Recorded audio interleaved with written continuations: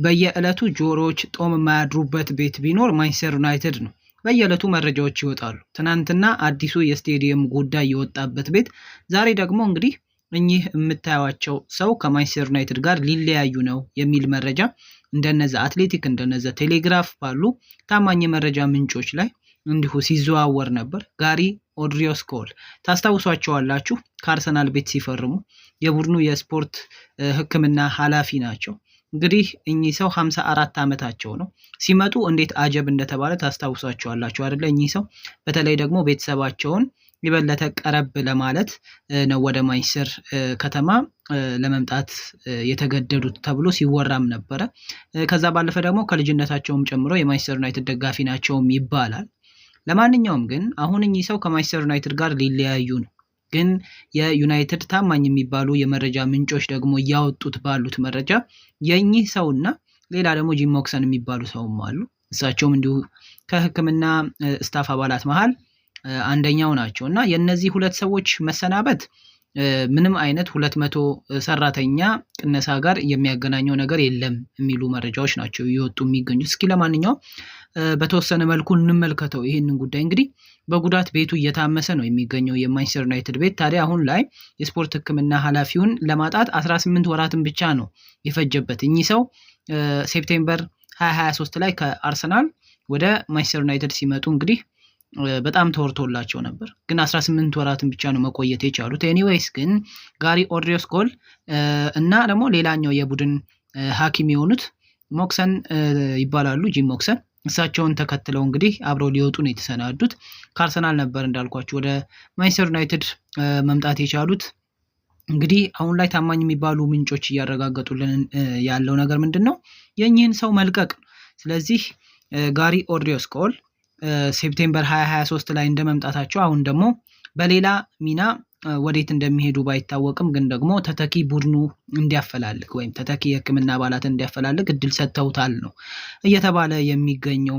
እሳቸውና የቡድን አጋራቸው እንደውም የእሳቸው ወደ ዩናይትድ መምጣት እንደ ትልቅ አጀብ የታየበት መንገድ ምንድን ነው? በአርሰናል ቤት ውስጥ ያካበተ ልምዳቸውም ጭምር ነው እና አርሰናሎች እንደውም ልክ እሳቸው ሲለቁ በጣም ትልቅ ሰው እንዳጡ ሁሉ ነበረ የመረጃ ምንጮች፣ ሚዲያዎች፣ ትልቅ የሚባሉ ሚዲያዎች ሁሉ ሲያወሩ የነበረው አርሰናል ትልቅ የሕክምና ስታፍን እንዳጣ ነበረ።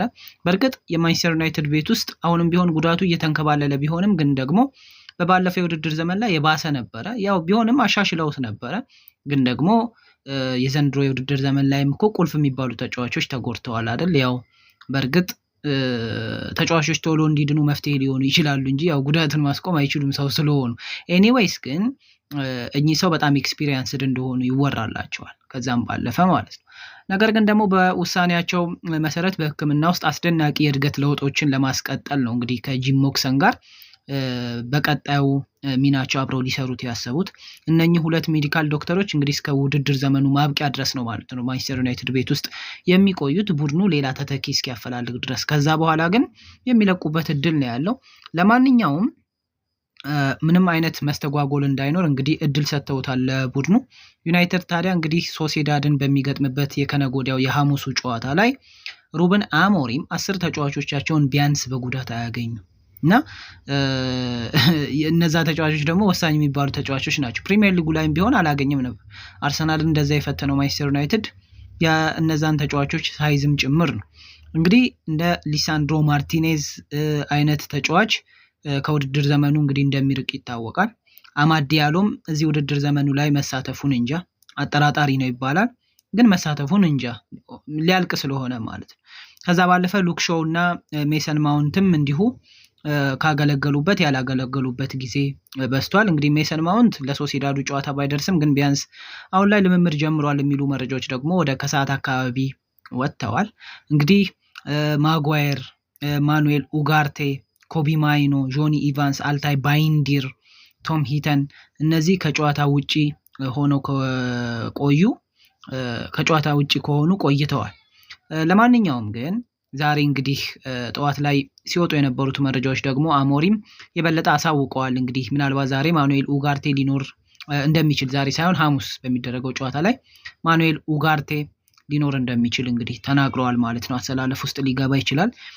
ያም ሆነ ይህ ግን አሞሪም ወደ ሶሴዳድ ሲሄዱ በርካታ ተጫዋቾቻቸውን ይዘው አይደለም የሚሄዱት።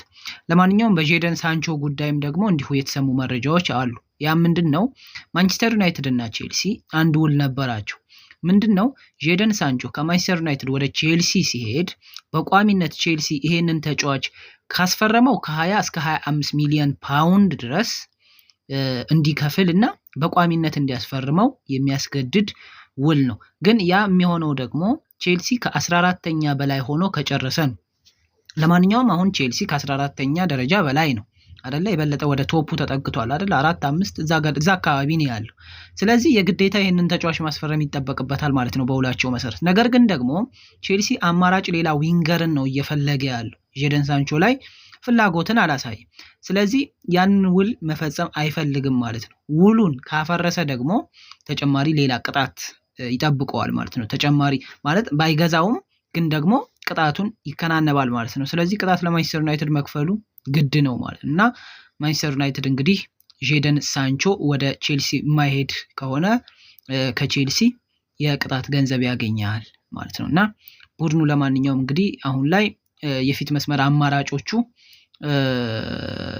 ያን ያህል አይደሉም ማለት በተለይ የማንቸስተር ዩናይትድ የፊት መስመር አማራጮች ያን ያህል የሚባሉ አይደሉም። እንደ ሆይሉንድ አይነቱ ተጫዋች ዋጋ ሲያስከፍል ተመልክተነዋል። ቡድኑ ማሸነፍ ባለበት ጨዋታ ላይ ሁሉ ሳያሸንፍ እንዲቀር እያደረገ ያው አንድ ብሩኖ ነው የበለጠ አሁን ላይ ማንቸስተር ዩናይትድ ቤት ውስጥ ነግሶ ካለ መንገስ ካለበትም እየነገሰው ያለው።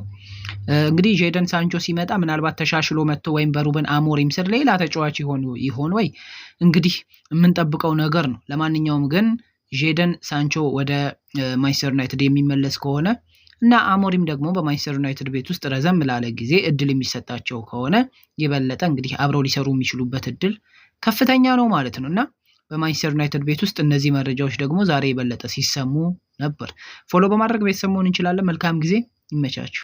ዘወትር ከምንሰራው ከፕሪሚየር ሊግ መረጃ የራቀ ነው ይሄ መረጃ። በተለይ ደግሞ እዚህ ከጀርባ ላይ የምትመለከቱት ምስል በትናንትናው የባርሴሎና እና የቤኔፊካ ጨዋታ ላይ የተከሰተ ረብሻ ነበር። በተለይ ደግሞ ከስቴዋርዶች ጋር ነበር የተጣሉት። የቤኔፊካ ደጋፊዎች ስቴዲየም ውስጥ እንግዲህ ከስቴዋርዶች ጋር መጣላት ችለዋል። ይሄ ከጨዋታው መጀመር አስቀድሞ የተደረገ ብጥብጥ ነው።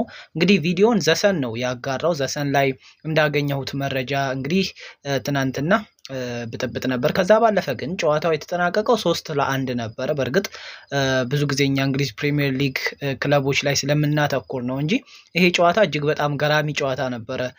በትናንትናው ዕለት የተደረገው በተለይ አስቀድሞ ነበር ይሄ ጨዋታ የተደረገው። በጣም ገራሚ ጨዋታ ነበር።